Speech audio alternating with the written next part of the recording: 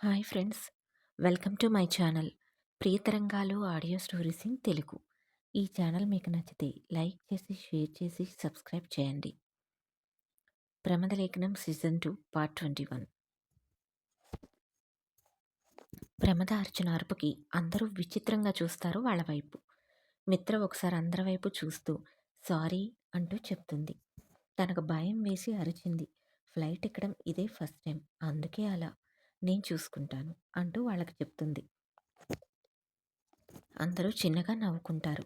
Flight takeoff తీసుకుంటుంటే ప్రమద ఇంకా తన అరుపు ఆపకపోతుంటే ఆమెను తనకు హత్తుకొని సైలెంట్గా ఉండిపోతుంది మిత్ర.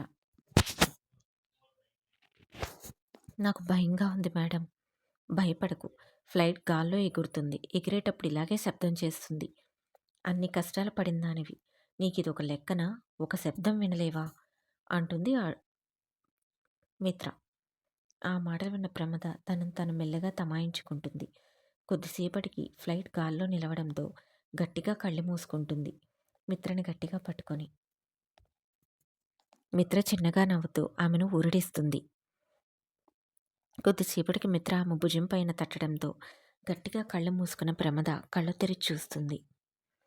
ఒకసారి చుట్టూ చూడు అంటూ చెప్తుంది మిత్ర. వద్దు, నాకు భయం అంటూ మళ్ళీ గట్టిగా ఆమె గుండెల్లో తలదూర్చేస్తుంది.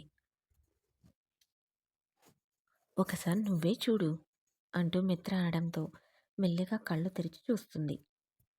ఫ్లైట్ నిదానంగా వెళ్తూ ఉంటుంది, శబ్దం చేయకుండా. కిటికీలోంచి కిందికి చూడు అనడంతో ఆల్రెడీ కిటికీ వైపు ఉన్న ప్రమద మెల్లగా తల తిప్పి కిటికీ వైపు చూస్తుంది. అప్పటికే విమానం గాల్లో ఉంటుంది. భూమి తనకు దూరంగా వెళ్ళిపోయి భూమి మీద ఇల్లు అన్నీ చిన్న చిన్నవిగా కనిపిస్తూ ఉంటాయి. విమానం చేసే శబ్దం ఆగిపోవడంతో ఆమెకున్న భయం తగ్గిపోతుంది. భూమి మీదవన్నీ చిన్న చిన్నవిగా కనిపిస్తుంటే ఆమెలో ఆశ్చర్యం, ఆనందం అంబరానంటుతాయి. సంబరంగా అటువైపు చూస్తూ ఉండిపోతుంది. మిత్ర సైలెంట్గా ఫోన్లో క్యాప్చర్ చేస్తూ ఉంటుంది ప్రమద ప్రతి భావాన్ని. చాలాసేపు అలాగే చూస్తూ ఒకసారి మిత్ర వైపు తిరుగుతుంది. మిత్ర వెంటనే ఫోన్ ఆఫ్ చేస్తుంది. మిత్ర చేయి పట్టుకుని థ్యాంక్స్ మేడం, నాకు ధైర్యాన్ని చెప్పారు. నేను ఇంతవరకు విమానం ఎక్కలేదు, అందుకే ఆ భయం. మిమ్మల్ని ఇబ్బంది పెట్టాను కదా అంటూ అడుగుతుంది. మొదటిసారి ఎక్కితే భయం ఎవరికైనా అలాగే ఉంటుంది. మెల్లగా అలవాటైపోతుంది. నువ్వేం భయపడకు, నేనేం అనుకోలేదు అంటూ చెప్పడంతో ప్రమద మనసు కుదుటపడుతుంది. మళ్ళీ వెంటనే తల తిప్పి కిటికీ వైపు చూస్తుంది. బయట కనిపిస్తున్న సుందరమైన దృశ్యాలు చూస్తూ ఉండిపోతుంది. మధ్యలో ప్రమద కోసం జ్యూస్ తెప్పించిస్తుంది. ప్రమద మొహమాటంగా వద్దు మేడం అంటుంది.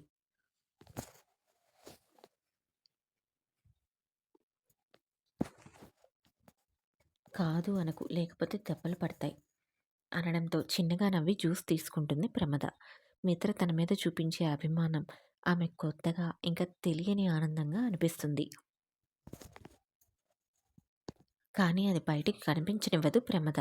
మొదట్లో భయపడిన ఆ విమాన ప్రయాణం ఆమెకు బాగా నచ్చేస్తుంది. మరలా ఫ్లైట్కి ఎక్కుతానో లేదో అనుకొని ఆ అందమైన జ్ఞాపకాలు మనసులో పదిలంగా దాచుకుంటూ ఉంటుంది జ్యూస్ తాగుతూ. కొద్దిసేపటికి ఫ్లైట్ ల్యాండ్ అయ్యే సమయానికి మరోసారి ప్రమదం తనగా హత్తుకుంటుంది భయపడకుండా మిత్ర. ల్యాండ్ అయ్యే శబ్దానికి మిత్రని బలంగా పట్టేసుకుంటుంది ప్రమద. కానీ ఈసారి అరవదు. ల్యాండ్ అయిన తర్వాత మెల్లగా కళ్ళు తెరుస్తుంది. చిన్న చిరునవ్వు నవ్వుకుంటుంది తనలో తనే. ఇద్దరూ దిగి ఎయిర్పోర్ట్ లోపలికి వస్తారు. బెంగళూరు ఎయిర్పోర్ట్ చూసి నోరు తెరిచేస్తుంది షాక్తో ప్రమద. ఇంత పెద్దదా అనుకుంటూ. మిత్ర చిన్నగా నవ్వుకుంటూ ప్రమదం తనతో పాటుగా ముందుకు తీసుకువెళ్తుంది.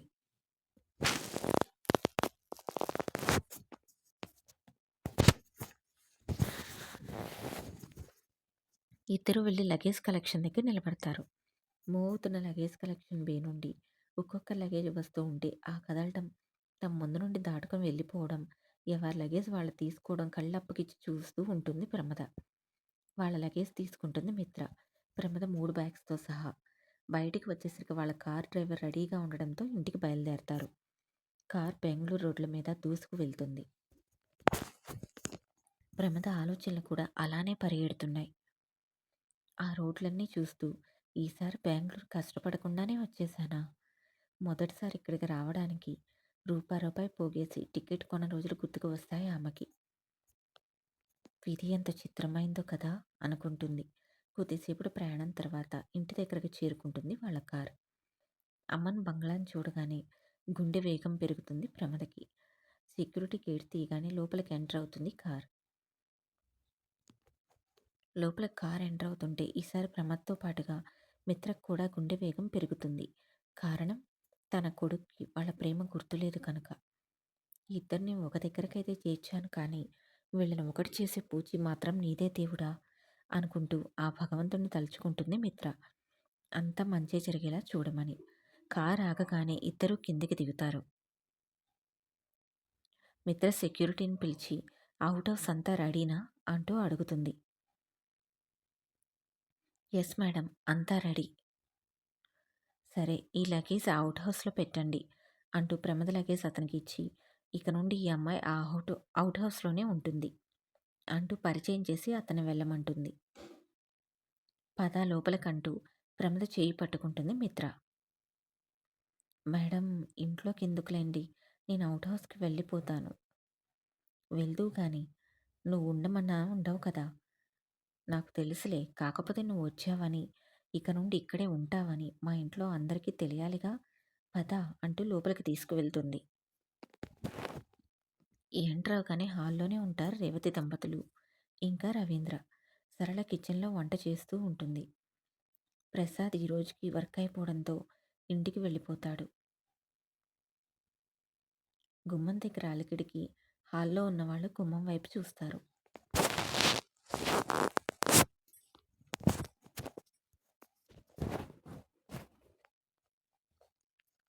ప్రమద్తో పాటు వచ్చిన మిత్రం చూసి హ్యాపీ ఫీల్ అవుతారు. కానీ అది కనవనివ్వరు. తెలియనట్లుగానే మాట్లాడాలి అని డిసైడ్ అవుతారు. అరే ప్రమద, నువ్వా? నువ్వు మా మిత్రకెక్కడ కనిపించావు? ఎలా ఉన్నావుమా అంటూ అడుగుతాడు రవీంద్ర ఆమె దగ్గరకు వచ్చి. తను వాళ్ళకి ఇంకా గుర్తుండడం చూసి ఆశ్చర్యపోతుంది ప్రమద. నేను బాగానే ఉన్నాను సార్, మీరంతా బాగున్నారా? చూస్తున్నావుగా అంటూ చిన్న నవ్వు నవ్వుతాడు. ఇంతలో ఫ్రెష్ అయ్యి కిందికి వస్తూ ఉంటాడు అమన్. అమన్ వైపు చూసిన ప్రమద తన చూపులు అతని మీదనే నిలిపేస్తుంది. కన్నీటి చెమ్మ కళ్ళలో చేరుతుంది. చుట్టుప్రక్కల మరుస్తుంది. ఆమె చూపుని బట్టి అటు చూసిన వాళ్ళు అమన్ వస్తూ ఉండడం చూసి నవ్వుకుంటూ సైలెంట్ అవుతారు. మెట్లు దిగి హాల్లోకి రాబోతున్న అమన్ అప్పుడే తన ఎదురుగా చూసి అక్కడున్న ప్రమదను చూసి తన అడుగులు ఆపేస్తాడు. మెట్లు దిగుతూ మొబైల్ చూసుకుంటూ వస్తున్న అమన్ ముందు ప్రమదని చూడడు. హాల్లోకి రాగానే మొబైల్ ప్యాకెట్లో పెట్టి అప్పుడు చూస్తాడు. ఆశ్చర్యపోతాడు.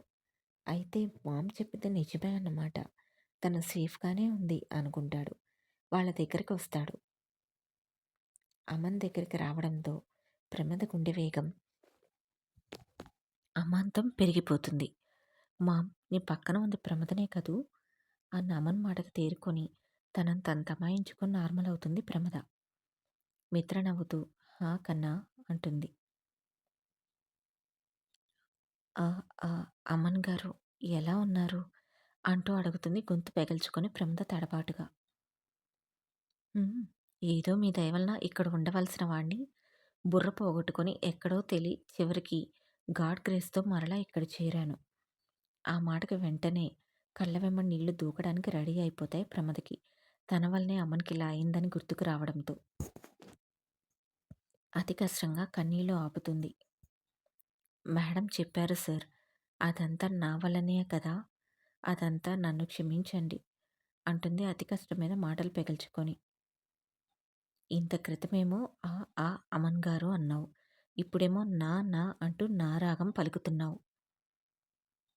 ఇంత క్రితం నేను చూసినప్పుడు బాగానే ఉన్నావే, ఈ మధ్య నీకు కొత్తగా ఈ నత్తి వచ్చిందా ఏమిటి, మిస్ సెల్ఫ్ రెస్పెక్ట్ గారు అంటారు వెటకారంగా ప్రమద వైపు చూస్తూ. ఈ స్టోరీ నచ్చితే సబ్స్క్రైబ్ చేయండి.